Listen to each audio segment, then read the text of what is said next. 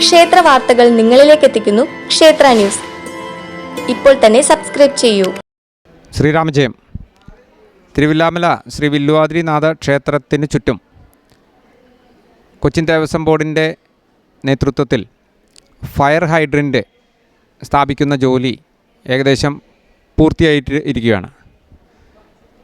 2018 ഈ ക്ഷേത്രത്തിൽ അഗ്നിബാധ ഉണ്ടാവുകയും ആ അഗ്നിബാധ ഉണ്ടായ ഭാഗം പുനഃസ്ഥാപിക്കുന്നതിനു വേണ്ടി 2 കോടിയോളം രൂപയുടെ നിർമ്മാണ പ്രവർത്തനങ്ങളാണ് നടത്തേണ്ടി വന്നത്. നിർമ്മാണ വസ്തുക്കളിൽ പ്രധാനപ്പെട്ടത് തേക്ക് മരമായതിനാൽ തന്നെ വലിയ ചെലവാണ് ഈ പ്രവൃത്തിക്ക് വേണ്ടി വരുന്നത്.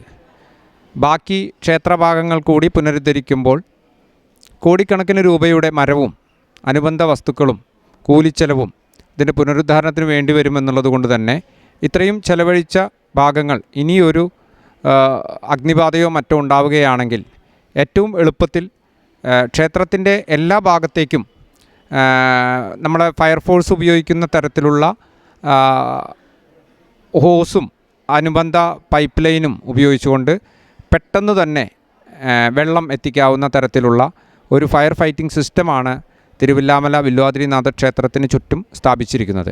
എനിക്ക് തോന്നുന്നു ഏതെങ്കിലും ഒരു ക്ഷേത്രത്തിന് ചുറ്റും ഇത്തരത്തിൽ വെള്ളം ഉപയോഗിച്ച് തീ അണയ്ക്കുന്നതിനുള്ള ഒരു സംവിധാനം, ഒരു ഫയർ ഹൈഡ്രൻ്റ് സ്ഥാപിച്ചിട്ടുള്ളത് ഒരുപക്ഷെ തിരുവില്ലാമലയിലാണ് ആദ്യമായിട്ട് സ്ഥാപിച്ചതെന്നാണ് എനിക്ക് തോന്നുന്നത്.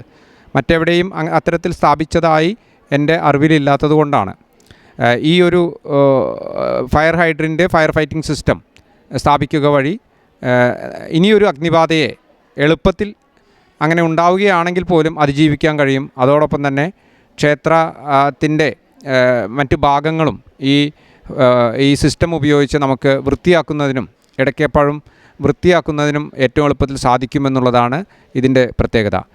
ഈ ഒരു ഫയർ ഫൈറ്റിംഗ് സിസ്റ്റത്തിൻ്റെ സമർപ്പണം അടുത്ത ദിവസത്തിൽ തന്നെ നടക്കും.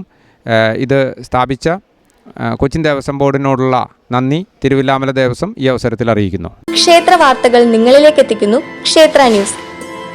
ഇപ്പോൾ തന്നെ സബ്സ്ക്രൈബ് ചെയ്യൂ.